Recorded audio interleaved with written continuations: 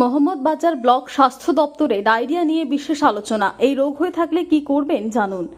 জনস্বাস্থ্য কারিগরি দপ্তর ও স্বাস্থ্য দপ্তর এবং ব্লক উন্নয়ন আধিকারিকের উদ্যোগে জল জীবন মিশনের পক্ষ থেকে একটি ডায়রিয়া প্রতিরোধ নিয়ে আলোচনা সভা অনুষ্ঠিত হয় মোহাম্মদবাজার ব্লক স্বাস্থ্য কেন্দ্রে।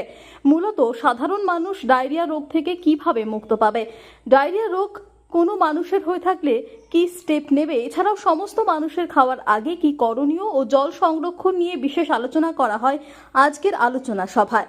উল্লেখ্য, আজ অর্থাৎ মঙ্গলবার বেলা 12টা থেকে বিকেল 4টে পর্যন্ত মোহাম্মদবাজার ব্লক স্বাস্থ্য কেন্দ্রে এই আলোচনা সভাটি অনুষ্ঠিত হয় ব্লক স্বাস্থ্য আধিকারিক ইন্তেকাব চৌধুরীর উপস্থিতিতে।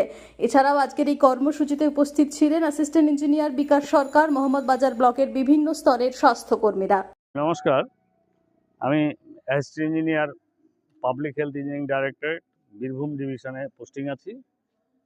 তো আমি আজকে মোহাম্মদবাজার ব্লকে স্টপ ডায়রিয়া ক্যাম্পেইন একটা প্রোগ্রামে এসেছিলাম। এটা আমাদের জনস্বাস্থ্য কারিগরি দপ্তর দ্বারা নিযুক্ত আইএসএ টিম থেকে আয়োজিত অনুষ্ঠান। এখানে এসে জনগণ, তারপর বিভিন্ন স্বাস্থ্য প্রতিনিধি যেমন আশাকর্মী, পাবলিক হেলথ নার্স, বিএমওই সাহেব এবং বিভিন্ন লোকের উৎসাহ দেখে আমার খুব ভালো লাগলো। ওই জন্য আমি এখানে দেখলাম যে ডায়রিয়া ম্যাটারটার মেন ইস্যু কী। মেন ইস্যু হচ্ছে দূষিত খাবার খাওয়া। দূষিত খাবার মধ্যে না হয় অনেক কিছু কন্ট্রোল করা যাবে, কিন্তু পানীয় জলটা তো আপনাকে খেতেই হচ্ছে। ওটা তো বেছে খেতে পারবেন না, পানীয় জল হিসেবে পানীয় জলই খেতে হবে। কিন্তু পানীয় জলটা খেলে সবাই আমরা বলবো আমাদের জনস্বাস্থ্য কারিগরি দপ্তরের দ্বারা যে নলবাহিত পানীয় জল দিচ্ছি সেই জলটাই পান করবেন। আর এই নলবাহিত পানীয় জল পান করলে আপনার ডায়রিয়া হওয়ার সম্ভাবনা নেই, কারণ এটা আমাদের বিশুদ্ধ করা থাকে জলটা, এবং বিশুদ্ধ অবস্থায় আপনারা পান করছেন। কিন্তু এখানে একটা বিশাল ব্যাপার আছে, সেটা অন্তর্নিহিত একটা ম্যাটার আছে, সেটা একটু বলে দিই। যে আমাদের পাইপলাইন যেগুলো আছে, যেগুলো পাইপলাইন দিয়ে আপনার বাড়ি বাড়ি জল যাচ্ছে বা বিভিন্ন জায়গায় যাচ্ছে, সেগুলো কিন্তু নিজে কখনো ফাটে না। কারণ এদের প্রেশার নেওয়ার যা ক্যাপাসিটি, তার অর্ধেক প্রেশারে আমাদের এদিক দিয়ে জল বিভিন্ন জায়গায় যাচ্ছে, বিভিন্ন বাড়িতে যাচ্ছে। তো তাহলে কি হবে ব্যাপারটা, যে নিজে যেহেতু ফাটে না, তাহলে বাইরের দ্বারা কোনো ফোর্স অ্যাপ্লাই হয়ে ফাটে। আপনি লাইনের উপরে হাই লোডেড ডাম্পার দাঁড় করিয়ে রাখেন, বা আপনি নিজে গর্ত খুঁড়তে গিয়ে কোদাল দিয়ে কেটে ফেলেন, বা যে কোনো একটা নিজস্ব মানে বাইরের শক্তি দ্বারা এগুলো কিন্তু নষ্ট হয়। সমস্যা তখনই হয় যখন এই সমস্ত লিক বাস্টিংগুলো লাইনে হয়ে যায়।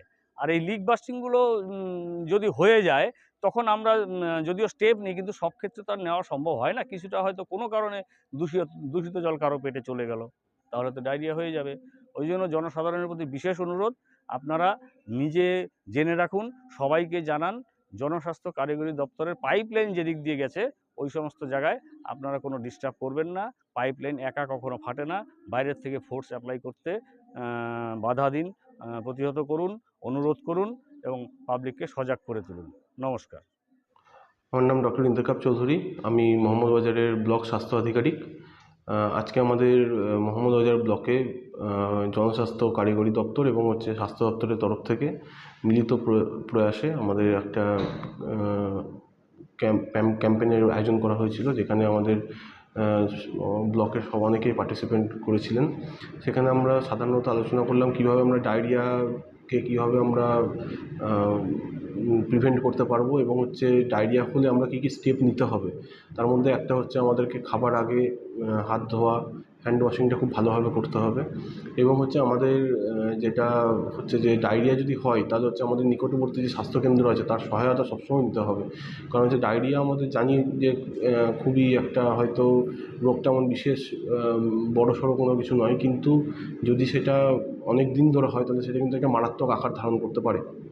তো সেক্ষেত্রে আমরা বলবো যে সবসময় যখনই আপনারা প্রচুর ডায়রিয়া হচ্ছে, অথবা যখনই বারবার আপনার লুজ স্টুল হচ্ছে, সেক্ষেত্রে আপনারা কিন্তু নিকটবর্তী আমাদের যে স্বাস্থ্যকেন্দ্র তার সেখানে আসুন, এবং তারপর যেটা চিকিৎসা, সেই চিকিৎসাটা সবসময় নিন। এবং ডায়রিয়া হলে বাড়িতে অবশ্যই আপনারা ওআরএস খান। এবং আমরা এই সময় বলবো, বর্ষাকালে আমাদের যে বৃষ্টি হচ্ছে এই সময়টাতে সবসময় জল ফুটিয়ে খাওয়ার চেষ্টা করুন। জল ফুটিয়ে ঠান্ডা করে খাওয়ার চেষ্টা করুন, তাহলে তাতে অনেকাংশে ডায়রিয়া হবে। এবং হচ্ছে আমরা যেগুলো এখন আমাদের জনস্বাস্থ্য কারিগরি দপ্তর থেকে বিভিন্ন জায়গাতে বিশুদ্ধ পানীয় জলের যে ব্যবস্থা করা হয়েছে, সেগুলো সেই জল খুবই ভালো। এবং আপনারা এই জলের যে পাইপগুলো সেগুলো কোনো রকমভাবে নষ্ট করবেন না। তাতে কী হবে, আমাদের সেই জলগুলো হচ্ছে ইনফেক্টেড হবে এবং সেখান থেকে আবার ডায়রিয়া হওয়ার সম্ভাবনা থাকবে। এবং সেই জলগুলোকে যতটা পারবেন আপনারা ভালোভাবে ব্যবহার করার চেষ্টা করুন, কারণ আমরা জানি জলই হচ্ছে আমাদের জীবন, জল একটা সম্পদ আমাদের কাছে। সেটাকে অযথা নষ্ট করে কোনো কিছু লাভ নেই। যেটা জলটা ভালোভাবে ব্যবহার করা যায় সেটারই চেষ্টা করুন। এইগুলো আমি